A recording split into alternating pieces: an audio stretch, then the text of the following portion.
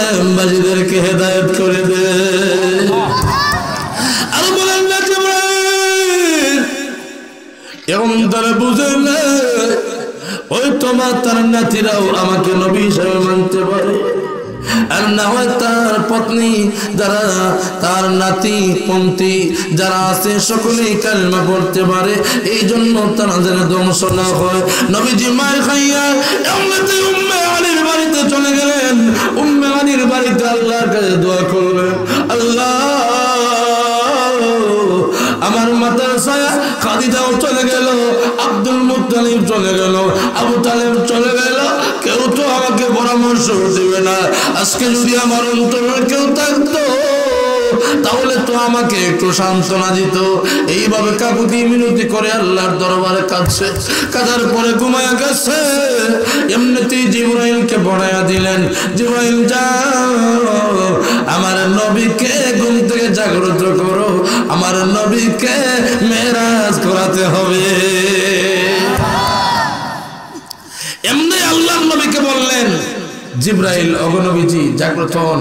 জাগ্রত হওয়ার পরে বললেন, আল্লাহ আপনাকে সালাম দিয়েছেন, আপনার জন্য আল্লাহ অপেক্ষমান। যখন নবীজি জাগ্রত হইলেন, কাবা শরীফের সামনে নবীকে মাকামে ইব্রাহিমের সামনে জিবরাইল আলাইহিস সালাম সিনা সাক করলেন আল্লাহর হুকুমে। সিনা সাক, সিনা ফারছেন কি দিয়া? এই সাদতের আঙ্গুল দিয়া এইভাবে নাভি পর্যন্ত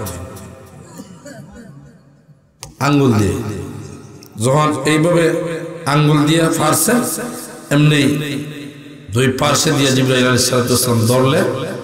ধরার সাথে সাথে ভিতর থেকে যেন কিছু বাহির করলেন, বাহির করিয়া আবার হাউজে কাউসারের পানি দিয়া আবার দইয়া ভিতরে ঢুকাইয়া দিছে। আবার জিবরাইল আলাইহিস সালাম যখন দুই পাশে এইভাবে ধরলেন, সিলাই সারা সুই সারা এমনি জয়েন্ট হয়ে গেছে। আর ওযু করতে হইলে, নামাজ পড়তে হইলে ওযু লাগে। আল্লাহর কাছে উর্দু আকারে সবর করবে, তাহলে তো নবীজির এই ভিতরে যত ময়লা আছে সব ময়লারে দূর করিয়া আবার সুন্দর করে সিনা সাক করিয়া উপরে তুলে দিয়েছেন। আল্লাহ বলাইতে চান, কাফির বেঈমানরা তোমরা আমার নবীকে, আমার হাবিবকে সম্মান করো নাই, আমি বিশ্ব নবীকে সম্মান করতে চাই। তোমাদেরকে দেখাতে চাই আমার দয়াল নবীর সব নবী কুলের সর্দার, সমস্ত নবীদের চাইতে আমার নবীর সম্মান বেশি। তখন দেখলেন বোরাক একটা সামনে আল্লাহর পক্ষ থেকে আসছে। নবীজি বলেন, এই শোনো, নবীজি বলেন বুরাকের মাথা মানুষের মতো, সব সাদা, খচ্চরের চাইতে ছোট, গাদার চাইতে বড়। এই বুরাকের উপর বললেন, নবীজি আপনি বুরাকে উঠতে যান। সংক্ষেপে বলতেছি, বুরাকের উপর উঠছেন, এমনি বাইতুল মকদুসের সামনে গিয়া উপস্থিত। সুবহানাল্লাহ।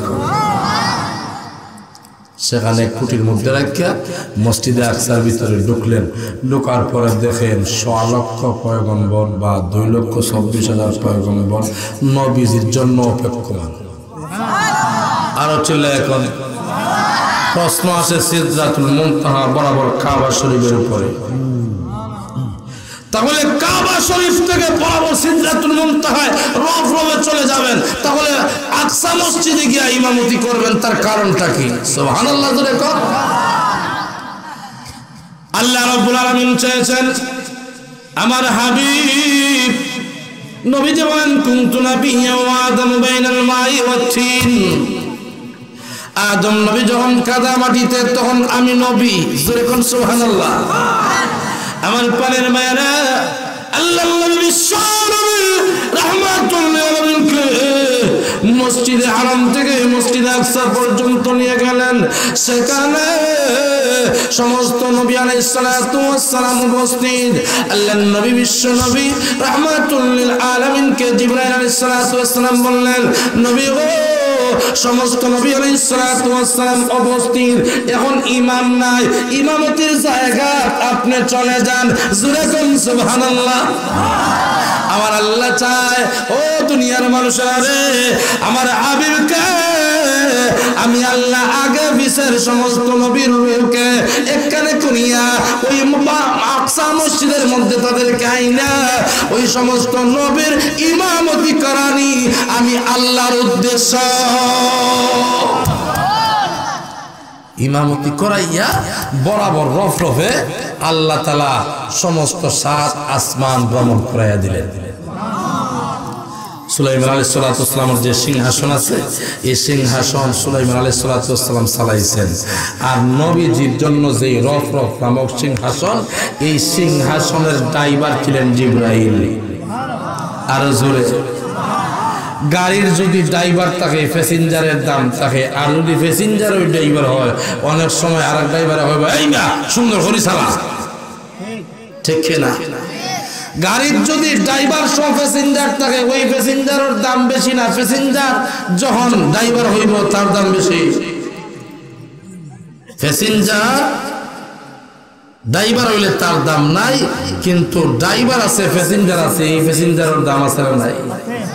সুলাইমান আলাইহিস সালাম নিজে তার সিংহাসনের ড্রাইভার, আর আমার নবী বিশ্ব নবী রহমাতুল্লাহ আলামিন রফরফ নামক যে সিংহাসন, এই সিংহাসনের উপরে উঠছেন, উঠার পরে জিবরাইল হলেন এই সিংহাসনের ড্রাইভার। আল্লাহর নবী বিশ্ব নবী রহমাতুল্লাহ আলামিনকে প্রথম অবস্থায় প্রথম আকাশে যখন নিয়ে গেলেন, জিবরাইল আলাইহিস সালাম প্রথম আকাশের দরজার সামনে গিয়ে টোকা দিলেন। টোকা দেওয়ার সাথে সাথে ওই প্রথম আকাশের ফেরেশতারা বললেন, কে আপনি? আনা জিবরাইল। আপনার সাথে কে? মাই রাসূলুল্লাহ সাল্লাল্লাহু আলাইহি সাল্লাম, রাসূল সাল্লাল্লাহু আলাইহি সাল্লাম আমার সাথে। এমনি যখন প্রথম আকাশে গেলেন, প্রথম আকাশে যাইয়া দেখেন একজন বৃদ্ধ লোক একটা আসনের মধ্যে বসা। আর জোরে আল্লাহর নবী বিশ্ব নবীকে ডাক দেওয়ার উনি বলেন, আপনার আদি পিতা, ওনাকে আপনি সালাম করেন, সালাম করেন। আল্লাহু আকবার। আদি পিতা যতই পিতা থাকুক না কেন, অনেক সময় পিতার চাইতে ছেলের দাম বেড়ে যায়।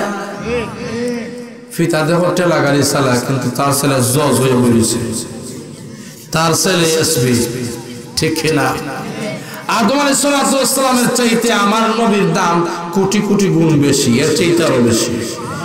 কিন্তু সন্তান তো সন্তান হইয়া বাবাকে তো সম্মান করবই লাগে। সুবহানাল্লাহ। আদম আলাইহিস সালামকে সালাম কালাম করলেন, এমনিতে আদম নবী আলাইহিস সালাম জানাইলেন কোসানদের আমার লেখার সন্তানদের পদে দুই নম্বরে আবার দ্বিতীয় আকাশে ভ্রমণ করলেন। দ্বিতীয় আকাশে যাইয়া আল্লাহর নবী বিশ্ব নবী রাহমাতুল লিল আলামিন ঈসা নবীর সাথে সাক্ষাৎ করলেন। ঈসা নবী আলাইহিস সালাম জানাইলেন তৃতীয় আকাশে ইয়াহইয়া ইউসুফ দুই নবীর সাথে সাক্ষাৎ করলেন। চতুর্থ আকাশে ইদ্রিস আলাইহিস সালামের সাথে সাক্ষাৎ করলেন। ইদ্রিস আলাইহিস সালামের একটা ঘটনা বলতে চাই, ওনার নেক আমলটা আল্লাহর কাছে বড় মকবুল। সুবহানাল্লাহ। যখন জিবরাইল আলাইহিস সালামের কাছে আল্লাহ রাব্বুল আলামিন সংবাদ পাঠিয়ে দিলেন, জিবরাইল আমার ইদ্রিসের নেক আমলটা আমার কাছে বড় মকবুল। বলে কিভাবে? বলে একটা নেক আমল করলে আমি আল্লাহ দুইটা নেকি দান করি, এই সংবাদ তুমি পৌঁছায় দাও। তখন ইদ্রিস আলাইহিস সালাম বলছিলেন, জিবরাইল আল্লাহর কও না একটু আমার হায়াত বাড়ায় দিত, আমি নেক আমল করব বেশি, আমার সওয়াব হইব বেশি। তখন জিবরাইল আলাইহিস সালাম বললেন, এটা তো আমার ডিপার্টমেন্টের কাজ না, এটা তো আজরাইলের কাজ। তাহলে তার কাছে যাই, সে চতুর্থ আকাশে আছে। চতুর্থ আকাশে যাওয়ার পরে বিল্ডিং আজরাইল আলাইহিস সালাম আছে একটা। এখন ওই বিল্ডিং এর সামনে খান্দে খুঁড়িয়া ইদ্রিস আলাইহিস সালামকে জিবরাইল আলাইহিস সালাম নিয়ে গেলেন। এমনি আজরাইল আলাইহিস সালামকে বললেন, ভাই শোনো, তুমি তো এই ডিপার্টমেন্টে থাকো, আল্লাহকে একটু বলো না যে ওনার হায়াত একটু বাড়াইতে চায়, ওনার লোক বেড়ে গেছে, সওয়াবের লোক। সুবহানাল্লাহ। এমনি আজরাইল আলাইহিস সালাম বললেন, ও ভাই জিবরাইল, আল্লাহ রাব্বুল আলামিন যার জান কবজ করার জন্য বলেন, সকালে লিস্ট আসে যে অমুক অমুকের ছেলে অমুক অমুক এলাকার অমুক স্থান মালাকুল মউত তার জান কবজ করব, অমুক জায়গায় কবর দেব হইব, এইভাবে লিস্ট আসে। আজকে সকালে লিস্ট আসছে ইদ্রিস আলাইহিস সালামের জান কবজ করতাম। আর জোরে খাওয়া। ইদ্রিস আলাইহিস সালাতু ওয়াস সালাম চতুর্থ আকাশে নবীজি সাক্ষাৎ করলেন। এমনিতেই আল্লাহ সালাম জানাইলেন ইদ্রিস আলাইহিস সালাতু ওয়াস সালাম। আল্লাহ নবী বিশ্ব নবী রাহমাতুল লিল আলামিন পরে গেলেন হারুন আলাইহিস সালাতু ওয়াস সালামের সাথে সাক্ষাৎ করলেন পঞ্চম আকাশে। আর ষষ্ঠ আকাশে হযরত মুসা আলাইহিস সালাতু ওয়াস সালামের সাথে সাক্ষাৎ করলেন। সকলেই আহলান সাহলান জানাইলেন। আবার সপ্তম আকাশে যাইয়া ইব্রাহিমের সাথে সাক্ষাৎ করলেন। জিবরাইল আপনি ওনাকে সালাম করেন, উনি হলেন আপনার ধর্মীয় পিতা। জোরে কন্যা সুবহানাল্লাহ। ইব্রাহিম আলাইহিস সালাতু ওয়াস সালামকে সালাম করলেন।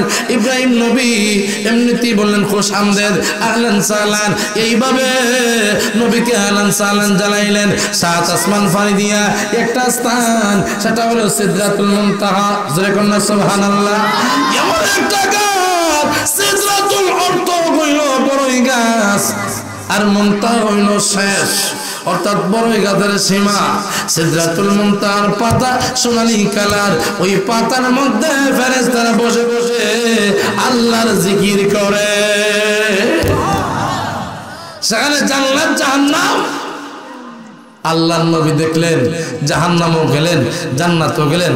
এক জাহান্নামও গিয়া দেখেন যারা অহংকারী করছে তাদের মাথার উপরে পাহাড় দেওয়া হয়, তখন মাথাও তো একবারে তলে চলে যায়। আবার পাহাড় উঠানো হয়, তখন মাথা আবার উঠায়, আবার পাহাড় দেওয়া হয়। আল্লাহ নবী জিবরাইলকে ডাক দিয়ে বললেন, জিবরাইল তাদের কি অবস্থা, এটা এই অবস্থা কেন? বলে তারা দুনিয়াতে অহংকারী করত, এর কারণে আজকে জাহান্নামে তাদের মাথার মধ্যে পাহাড় দেওয়া হচ্ছে। আরেক দলকে দেখেন সমস্ত জগতের বোঝা তার মাথায়।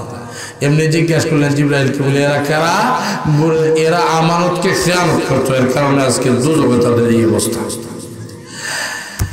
আরেক দল দেখলেন তাদের মাথার উপরে লজ্জাস্থান জ্বলন্ত।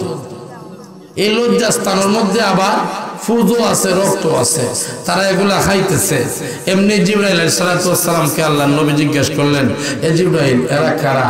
বলে এরা সবসময় জিনায় লিপ্ত থাকতো, এর কারণে আজকে লজ্জাস্থানের ফুজ তারা খাওয়ানো হচ্ছে। জোরে কোন নাউজুবিল্লাহ। জান্নাত জাহান্নাম পরিভ্রমণ করলেন। শেষ পর্যন্ত যখন সাত আসমানের উপরে গেছেন, জিবরাইল আলাইহিস সালাতু ওয়াস সালাম বললেন, নবী গো আর উপরে আমি যাইতে পারতাম না, আর উপরে আমি যাইতে পারতাম না, আর যদি যাই তাহলে আমার 600 নূরের পাকা জ্বলিয়া ছাইখাই হয়ে যাবে। কারণ প্রেমিক প্রেমিকা তো নির্জনেই সাক্ষাৎ হয়। জোরে কোন সুবহানাল্লাহ। আল্লাহর নবী আরশে গেলেন, আল্লাহর সাথে সরাসরি কথা, সরাসরি দেখা হওয়ার পরে আল্লাহ জিজ্ঞাসা করলেন, নবী গো আমার জন্য তুমি কি নিয়ে আসছো? সুবহানাল্লাহ। এমনি আল্লাহ নবী বিশ্ব নবী ডাকতে বললেন, আল্লাহ আপনি শাহনশাহ, আল্লাহ আপনি এক, আপনার কোনো শরীক নাই। সব আপনার জন্য আমি কি আনতে পারি, কি আনতে পারি? তবে আপনার জন্য আমি এনেছি আত্তাহিয়াতু লিল্লাহি ওয়াস সালাওয়াতু ওয়াত তাইয়্যিবাতু। নবী গো আমার মৌখিক ইবাদত, আমার শারীরিক ইবাদত, আমার আর্থিক ইবাদত, তিনটা ইবাদত আপনার জন্য আমি হাদিয়া নিয়ে আসছি। আল্লাহ রাব্বুল আলামিন ডাকতে বলেন, আসসালামু আলাইকা আইয়ুহান নাবিয়্যু ওয়া রাহমাতুল্লাহি ওয়া বারাকাতুহু। আমার নবী আপনাকে আমি তিনটা উপহার দিয়ে দিলাম, তিনটা হাদিয়া দিয়ে দিলাম। এক নম্বর হলো আপনাকে সালাম দিলাম, 2 নম্বর রহমত দান করলাম, 3 নম্বর বরকত দান করলাম। জোরে জোরে কোন সুবহানাল্লাহ।